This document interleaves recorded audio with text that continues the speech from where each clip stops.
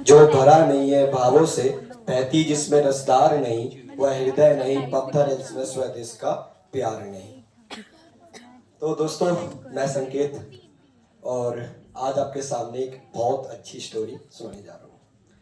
और वैसे जो मैंने अभी जो बोला, भावों से जो भरा नहीं है, वो वास्तव में आज सब में ही भावों की कमी है। क्योंकि जब भी मैं रोड पे निकलता हूँ या फिर कहीं पर भी घूमने जाता हूँ, तो ना किसी भी पेड़ के प्रति कोई भाव है, ना कोई इंसान के प्रति कोई भाव है, ना कोई वृद्धाश्रम के कोई प्रति भाव है। मतलब हम देखते हैं ना, तो भाव की बहुत ज्यादा कमी हो गई है। क्योंकि यहाँ पर जो अपने साथ में रहने वाले जानवर है ना, वो भी बहुत दुखी हो चुके हैं। पहले एक टाइम था कि गौ माता के लिए पहली रोटी निकलती थी हमारे घर से, पहली रोटी, और आज का टाइम है कि बचा हुआ खाना दिया जाता है। तो हमारे भाव कहां से कहां पहुंच गए, और इसको बोलते हैं हम मॉडर्न हो रहे हैं। क्या हो रहे हैं? मॉडर्न। हम वेस्टर्न कल्चर अपना रहे हैं, अमेरिकन। पर मैं कह दूं, अगर हमारे कोई कल्चर अपनाने से नया कोई और जीव जंतु दुखी हो रहे हैं ना, तो सबसे घटिया और वाहियात वो कल्चर है। अगर हमारे पूर्वजों ने पहली रोटी गाय को खिलाई है ना, तो उसका कोई ना कोई तो कारण हुआ होगा। और आखिरी रोटी काले कुत्ते को ही है ना, तो उसका भी कोई कारण हुआ होगा, ताकि हम सुखी रहें, तो हमारे साथ साथ जो जीव जंतु है ना, वो भी दुखी ना हो। वैसे महादेव को तो हर कोई जानते होंगे, देवों के देव महादेव, जिनकी शरण में राक्षस भी उनकी सेवा करते हैं, पूजा करते हैं। मेरा कहना ये है। बिच्छू जानते हो? बिच्छू को कोई पसंद नहीं करता। बिच्छू रोता हुआ गया उनके पास में कि मुझे तो हर कोई मार देता देखते ही। उन्होंने बिच्छू को लिया, अपने कान के कुंडल बना लिया। उनसे अच्छा कोई हो सकता है?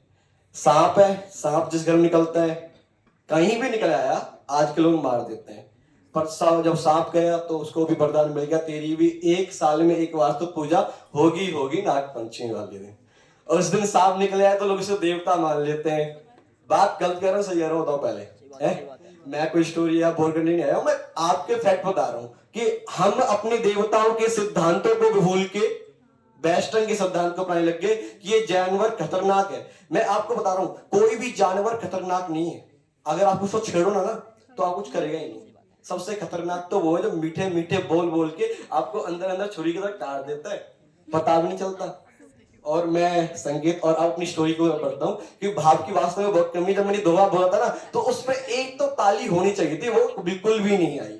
मैं government model senior secondary school से छात्र हूँ और सरकारी स्कूल से पढ़ा हुआ हूँ। मैंने 9वीं 10वीं 11वीं वहीं से करी है, और ये सेक्टर 4 है वहीं से। मैं मिडिल से भी बहुत गए गुजरे घर से आता हूँ, ऐसी बात नहीं है। और क्या बोलते हैं, मैं टीचिंग भी करता हूँ, पढ़ाता भी बच्चों को, उसी के बेस पे फीस भर पाता हूँ। और अब जो हाल फिलहाल मेरी कंडीशन बहुत गंभीर थी, फिर भी मैंने गिव अप नहीं किया, और अभी भी मेरा 20 दिन का गैप हो गया, फिरोजाबाद जाना पड़ा, मेरी फ्रेशर पार्टी छूट गई। पर हाँ, मैं नेचुरल स्टोरी इस बीच में कभी स्टोरी सुनाई नहीं है, पर आज एक स्टोरी ऐसी है जो सबसे अच्छी स्टोरी है। लोग अपने आप को तोड़ लेते हैं, थोड़ी सी मुसीबत आई, गिर गए, पड़ गए, एक कमरे में बंद कर लिया अपने आप को, डिप्रेशन हो गए, व्हाट्सएप लिया, एक स्टोरी डाल दिया सॉन्ग, एक उन्होंने सैड सॉन्ग के साथ में इंस्टाग्राम पे स्टोरी डाल दी। यार पूरी तरह टूट चुके। क्यों यार, क्या हो गया? दुनिया खत्म हो गई? एक बात बोलूं, जो जान है ना, तो पूरा जहान पड़ा हुआ है, जीरो से स्टार्ट कर सकते हैं हम।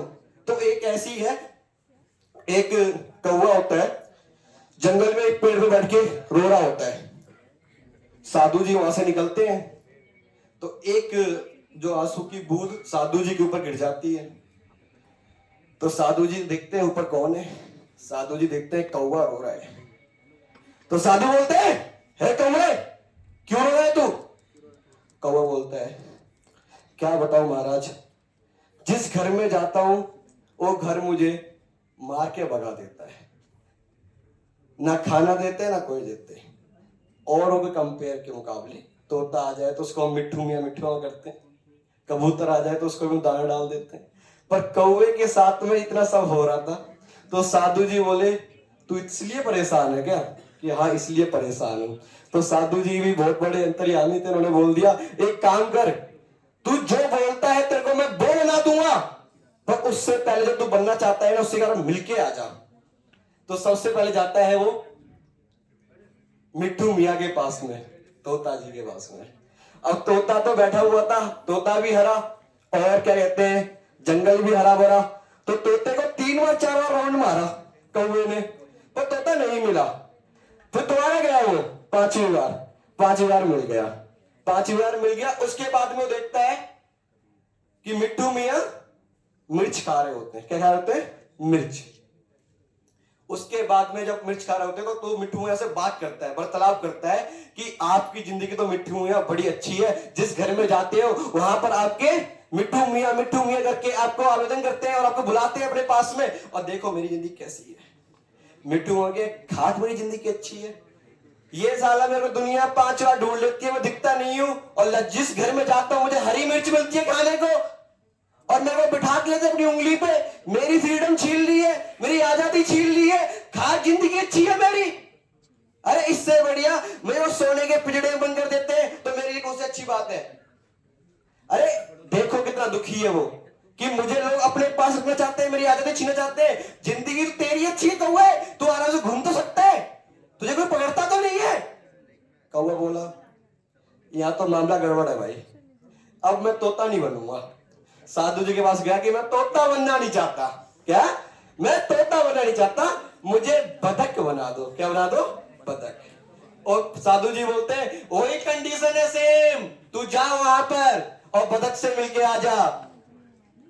गया बतख के पास में, अब वार्तालाप शुरू कर दी दोबारा से कि बतख भैया आप तो बड़े आराम से बड़े मस्त जिंदगी जी रहे होगे। कि नहीं, किसने बोला तेरे पास जिंदगी जी रहा हूं मैं? अरे लोग आते हैं झील के पास में तुम्हारी फोटो खींचते हैं, तुम फोटो में दिखते हो, और हमारी जिंदगी देखो ना कैसी है। बतख बोलते हैं बात सुन बे, पहले बात जान ले पूरी मेरी तो भावना देख ले कैसी चल रही है अंदर। अरे ये सफेद सफेद पानी, सफेद सफेद फूल, और ये लोग मेरी फोटो खींच रहे, किसकी खींच रहे क्या पता है। अरे कम से कम तू जाके आसमान के चक्कर तो काट लेता है, मैं पानी के नीचे पड़ा रहता हूं यहाँ पर। बोलता है अरे भाई यहां भी मामला गड़बड़ है, अब नहीं बनना, बतख भी नहीं बनना, बतख भी नहीं बनना। अरे अब क्या? कौवा दोबारा बोला कि अब तो कुछ और अच्छा बनना है। फिर चले गए अपने साधु जी के पास दोबारा कि मुझे मोर बना दो। क्या बना दो? मोर बना दो। अरे पक्षियों का राजा लगूंगा, राजा। उसने बोला, साधु जी ने बोला वही कंडीशन सेम दूंगा, जा और मिलके आ जा एक बार। मोर बैठा हुआ था बड़े बिंदास एकदम, अकेले में चुपके हो गया, ऐसे करके चुपका गुड़ी मुड़ी करके बैठा हुआ था। तो फिर कौवा जाके बात करने लग गया कि क्या बात है, जिंदगी तो आपकी है, पंख फैलाओ तो दुनिया आपकी फोटो लेने तुरंत जाती है, वीडियो बनाना शुरू कर देती है, घर पे आ जाओ तो आपको आटा डालते हैं। मोर बोला अब मेरी भी सुन ले एक बार, जो मेरे आंसू बह रहे क्यों बह रहे हैं। मोर रो रहा था, बड़े शांत स्वभाव से रो रहा था। उसने बोला कौवा तू क्यों रो रहा है भाई, तू तो इतना अच्छा सुंदर है, तुझे कौन सा लोग क्या कहते हैं। बोला मोर सुन, पहले बात सुन ले मेरी, मैं बहुत दुखी आत्मा होके बैठा हूं। तो कौवा बोला क्या बात होगी। वो बोला कि देख कल ही मेरी माँ का देहांत हुआ है, कल ही मेरी माँ का देहांत हुआ है, एक शिकारी ने आके तीर मार दिया। इन थोड़े से बहुमूल्य पंखों के लिए हमें अपनी जान धोनी पड़ जाती है, जान का कुछ पता नहीं है।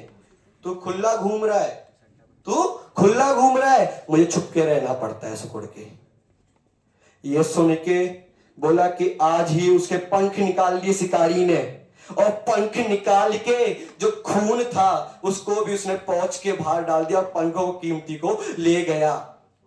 अरे कैसी जिंदगी है, पता ही नहीं है कब हम निकलने। ये थोड़े से पैसों के लिए शिकारी आते हैं, हमारे पंख निकाल ले जाते हैं।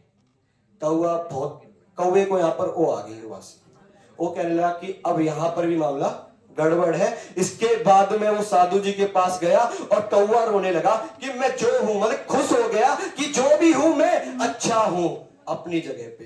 तो इस मोरल एजुकेशन यही है कि हम जैसी स्टेज पे हैं, जैसी भी गंभीरता में है, वैसे ही अच्छे हैं, कोई कुछ नहीं चाहिए।